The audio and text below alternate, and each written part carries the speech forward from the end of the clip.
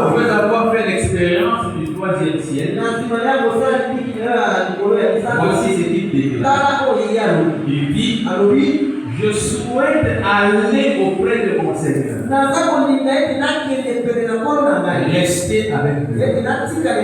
Mais à cause de vous, je veux encore rester dans ce corps. Mais j'aime mieux être avec vous. Bien, frère. Bien. Ceux qui ne sont pas bien, c'est ceux-là qui sont dans le séjour des morts. C'est ceux-là qui ne sont pas bien. Mais non, Dieu, il est bien. La femme de William Branham, elle veut lui dire à Branham, Branham, je fais tout le souci. Tu n'arrives pas.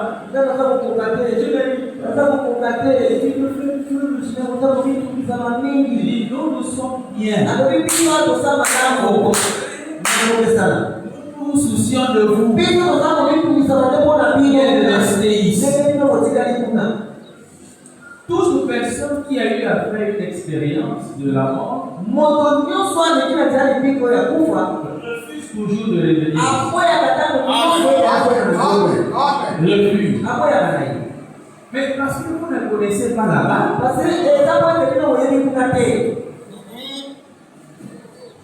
Et vous ne connaissez pas ici. Malgré que vous êtes ici, vous ne connaissez pas bien la terre. Le monde, vous ne connaissez pas. Ce monde est bizarre. Il n'y a rien de bon. C'est le corps dans lequel vous vivez. C'est une pourriture.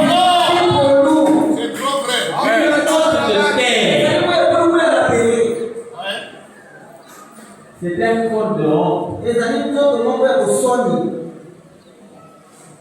Et quand tu délivres quelqu'un de ce corps de honte, il se retrouve dans un corps théophanique.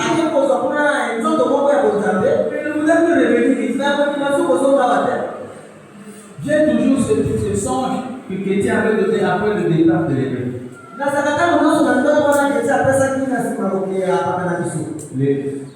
Elle voit l'évêque dans le sang.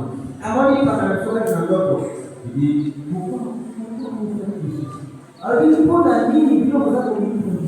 Regardez, vous ne savez pas comment l'évêque aimait ses enfants. Il aimait ses enfants. Mais ce qui m'avait étudié dans ce sens, Kétia lui demande, papa, reste avec nous. Il a goûté. Mais il est resté où? Et dans quel corps? Dieu veut que je reste ici. Moi aussi. Regardez quelqu'un qui avait ce degré d'amour pour ses enfants. Mais entendez ce qu'il dit. Moi aussi. Il n'a pas dit Dieu veut. Moi aussi. Je veux rester.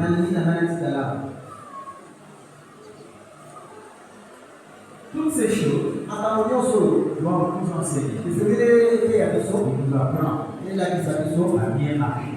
N'oubliez pas, Dieu est votre Père. Et en tant que Père, il ne veut que de votre vie.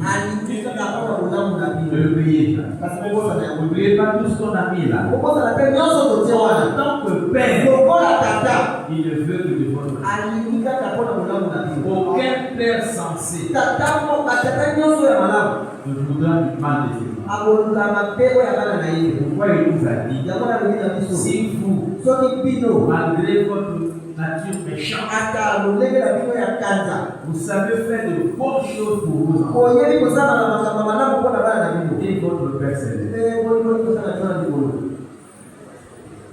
N'oubliez pas que Dieu est votre créateur. C'est lui qui vous a fait. C'est lui qui vous a façonné. Il ne peut pas vous faire dans le but de vous faire du mal. Oubliez ça. N'oubliez pas que Dieu est votre Seigneur. Il veut régner sur vous. Il veut vous conduire. Parce que vous êtes dans un monde de loups. Vous ne connaissez pas la vie. Vous ne connaissez pas le monde. Vous ne connaissez pas les réalités. Lui, il veut vous conduire. Il veut être dans vos cœurs. Dirigez vos pas dans le chemin de la droite. Sachant les bénéfices qu'il y a dans le chemin de la droite. Il veut régner dans vos cœurs. Il veut avoir la force que vous avez. Il veut que vos vies soient entre ses mains. N'oubliez pas que Dieu est votre maître. Il vous enseigne la vie. Parce qu'il sait qu'après ces enseignements de la vie, il sait ce que cela donnera. Ça produira la perfection. Et en tant que maître, c'est par là qu'il vous éprouve. Parce que son souci, il veut que vous atteigniez la perfection comme lui. Mais il y a une règle. Pour emmener plusieurs à la perfection, il a fallu qu'il passe par des souffrances. Et votre perfection est indissociable des épreuves. Vous ne pouvez pas parvenir à une compréhension meilleure sans expérience. Il faut passer par des expériences. Et ça, c'est en tant que maître qu'il le fait.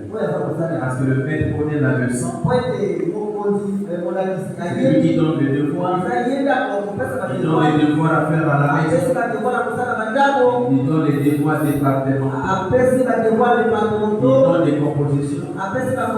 Il donne des examens. C'est le maître qui le fait. Dans nos vies, il y a des devoirs à faire à la maison.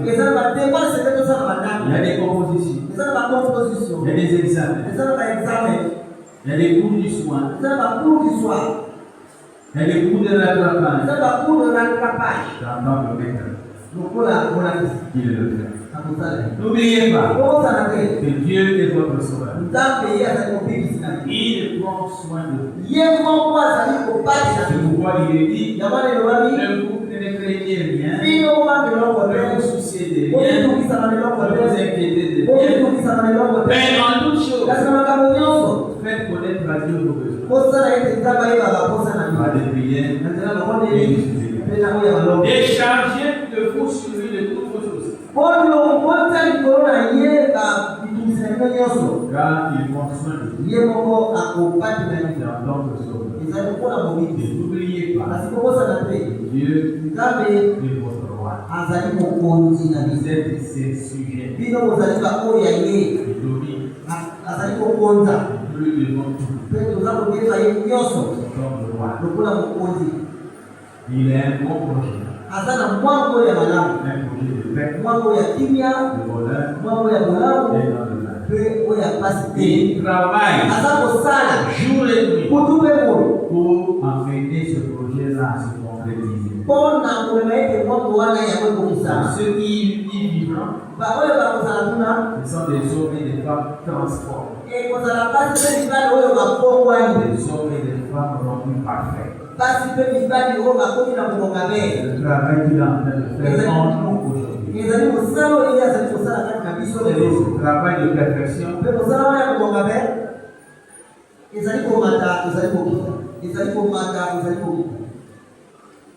Et à cause de ce chemin rocailleux, il te dit, aime-moi plus que tout chose. Parce que quand tu passeras par la vallée, si ton amour n'est pas grand pour moi, tu vas abandonner. Parce que je serai parfois amené à arracher un être cher. Si tu ne m'aimes pas assez, tu vas commencer à me juger. Parfois, maman. Il faut que tu comprennes qui je suis. Qu'est-ce que je représente pour toi? Voilà le message que je tenais à vous transmettre ce matin. Que Dieu vous bénisse.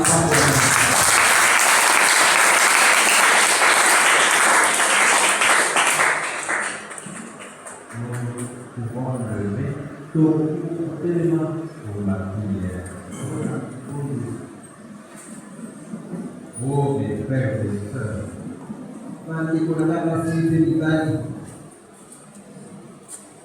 Dieu qui nous a tant aimés est donné et nous demande d'avoir cette même qualité d'amour pour lui. Un amour prêt à tout sacrifier. Un amour prêt à laisser, à lâcher prise.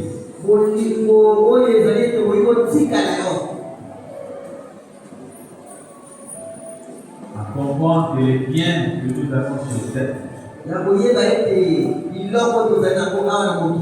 nous viennent de Dieu. Parce que nous sommes venus nus. C'est une femme qui nous a porté pour la première fois. On a été dans un plein couvert de sang.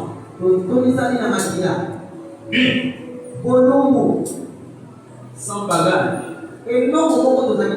sans vêtements, sans chaussures, sans véhicule, sans maison, sans enfants, sans mari, sans travail, sans argent.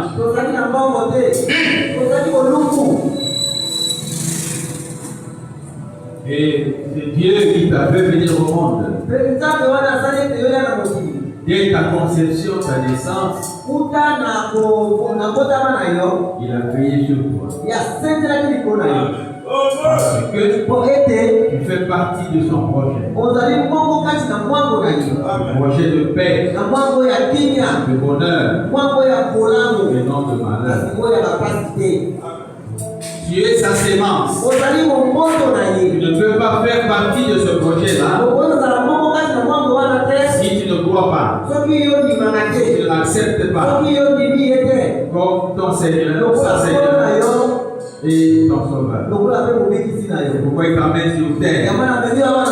Pour croire, pour faire l'expérience du salut. Parce que sans ça, tu ne feras pas partie de ce projet. Et pendant qu'il t'amène à faire l'expérience du salut, il profite de te donner des vêtements. Il profite de te donner la nourriture. Il profite de te donner du travail. Il profite de te donner une femme. Il profite de te donner un homme. Pour faire venir aussi par toi d'autres de ces enfants qui doivent faire la même expérience comme toi.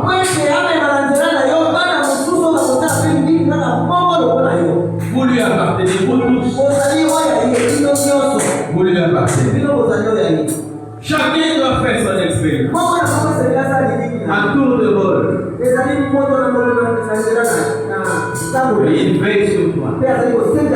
Il veille. Et pendant cette marche, lui il sait que ce sont des hommes transformés. Des hommes et des femmes parfaits qui entreront. Mais le chemin de la perfection est teinté de sang. Le chemin de la perfection est un chemin de sacrifice. Le chemin de la perfection est un chemin difficile. Alors, il dit, il doit aimer plus que les biens.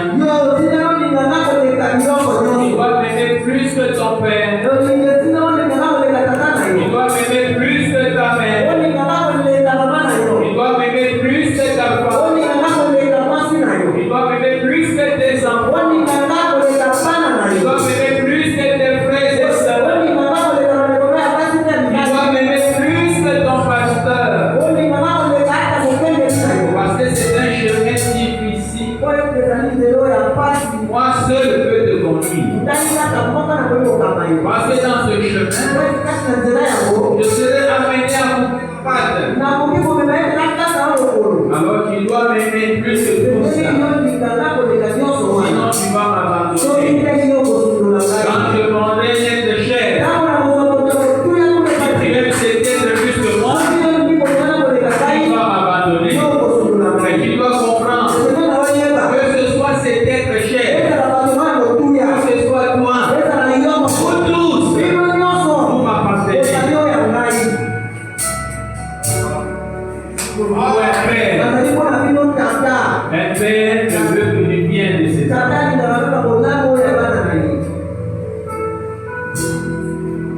C'est pourquoi mon frère et ma soeur,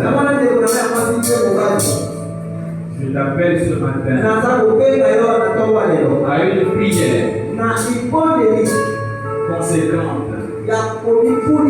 une prière d'abandon, une prière où l'homme se confie à Dieu. Seigneur, je viens à toi, me confier. Je ne connaissais pas comment t'aider, comment te suivre, comment lâcher prise, dire oui à ta volonté. Je comprenais pas. Et là, je comprends.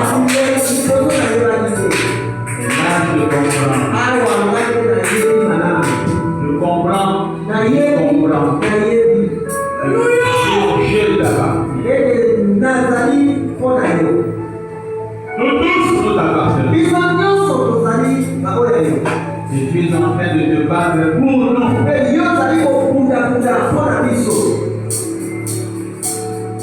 Est-ce que tu as déjà porté le fardeau que Dieu porte?